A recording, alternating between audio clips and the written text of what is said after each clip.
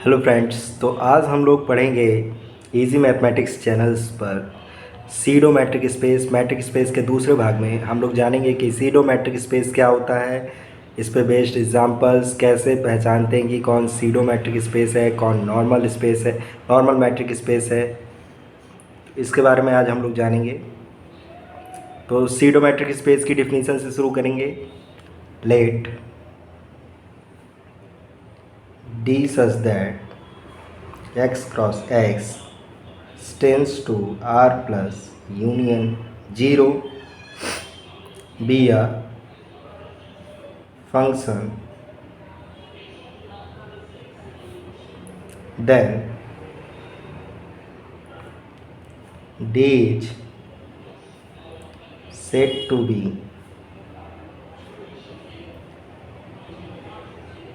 a pseudo metric space if D satisfied following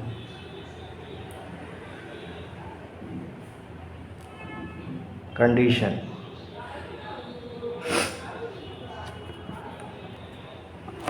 यहाँ पे आपका जो पहला कंडीशन है वो होता है m1 d of x comma y is greater or equal to 0 और all x comma y belong to x। ठीक है, यानी कि जो भी दो पॉइंट के बीच के डिस्टेंस है x से लिए गए, उन दोनों का डिस्टेंस हमेशा ग्रेटर आर इक्वल टू 0 होगा। ये आपका पहला कंडीशन है। m2 है आपका जो दूसरा मैट्रिक सीरो मैट्रिक स्पेस में आता है, वो होती है symmetric property D of x Y equal to D of Y X और all x Y belong to X. Main change यहाँ पे m3 प्रॉपर्टी यानी कि तीसरी ही प्रॉपर्टी में बस चेंज है। बाकी चार जो प्रॉपर्टी आपने पहले प्रीवियस वीडियो में देखी होगी, मैट्रिक स्पेस के चार प्रॉपर्टी होती है वहाँ, उसमें से सीडोमेट्रिक स्पेस में बस एक प्रॉपर्टी में थोड़ा चेंज आ जाता है, इसलिए इसका नाम चेंज हो जाता है, जिसको सीडोमेट्रिक स्पेस और सेमी मैट्रिक दोनों बोलते हैं। एक आपकी होती है d of x Y equal to 0 implies that x equal to y for all x Y belong to s. यहाँ पे बस यही एक प्रॉपर्टी फॉलो करती है, जबकि मैट्रिक स्पेस में यहाँ पे इफ़ एंड ओनली इफ़ हो जाता है। यानी कि अगर ये है तो मतलब ये कंडीशन अगर d x Y equal to 0 दिया गया है तो आपका x इक्वल टू आई होना बनता है। लेकिन सीडो मैट्रिक स्पेस में क्या है, अगर d of x Y equal to 0 है, ज़रूरी नहीं है कि आपका x इक्वल टू वाई हो। ठीक है, तो यहाँ पे आप इसको ऐसे कर लीजिए, ये वाली कंडीशन यहाँ पर होती है। तो इस ठीक है, अगर ये दिया गया है तो ज़रूरी नहीं कि ये होगा, लेकिन इसको आप ए पॉइंट मान लीजिए और बी। अगर x इक्वल टू वाई दिया है तो इम्प्लाइज करेगा d of x Y equal to 0 और all x Y belong to x। यही अंतर है। वहाँ पे जो मैट्रिक स्पेस में हमने देखा था मैट्रिक की मैन डिफिनीशन में, जिसमें हम लोगों ने देखा था कि यहाँ पे जो साइन है वो इफ़ एंड ओनली इफ़ है, यानी कि ये आपका अगर है तो ये होना है और ये है तो आपका ये होगा। ठीक है, यानी कि D x Y equal to 0 है तो इम्प्लाइज करेगा आपको x इक्वल टू वाई।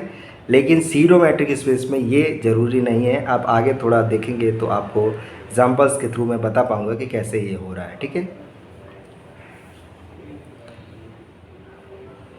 ये चौथी जो कंडीशन है वो सेम है मैट्रिक स्पेस की जो कंडीशन होती है, d of x y is less than d of x z plus d of y Z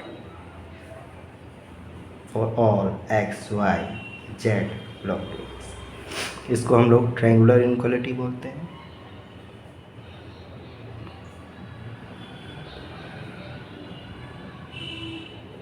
ठीक है, ये चार कंडीशन जो भी एक्स यानी कि स्पेस फॉलो कर लेता है, उस स्पेस को हम सीडो मैट्रिक स्पेस कहते हैं।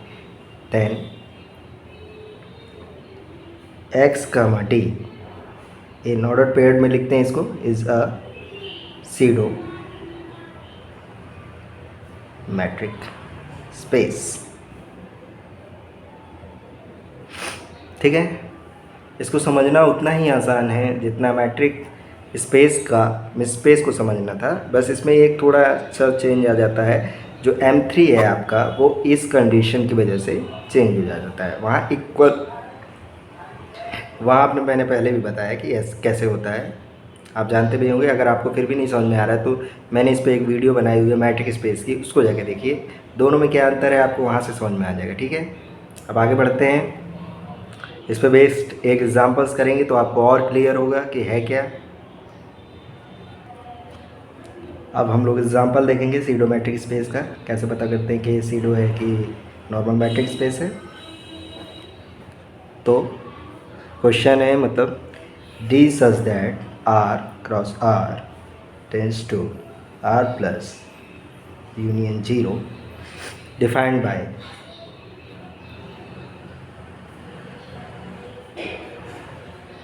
D of x y equal to mod x square minus y square for all x comma y belong to R. Okay, then D is a pseudo metric space। तो solve करेंगे इसको, solution करेंगे क्या कि आपको वो जो M1 M2 M4 मैंने 4 कंडीशन लिखवाई है वो आपको इस पर सेटिस्फाई करानी होगी इस मैपिंग पे। तो पहले है M1 है D of x y is greater और इक्वल टू 0, वो तो आपको दिख ही रहा है कि D of x Y equal to 0 है। किस लिए? D ऑफ एक्स वाई बराबर है आपका x square minus y square. एक मॉड में वैल्यू है और जो अंदर वैल्यू है वो स्क्वायर है, तो किसी भी हाल में वो नेगेटिव नहीं हो सकता, तो वो पॉजिटिव वैल्यू होगी जो कि 0 से बड़ी ही होगी। तो ग्रेटर आर इक्वल टू 0 यानी कि 0 के बराबर या 0 से बड़ी होगी, लेकिन नेगेटिव नहीं होगी। तो पहली जो कंडीशन है वो आप मैपिंग को देख कर ही कह सकते हैं। तो M1 आपका हो गया, M2 दूसरी, लेट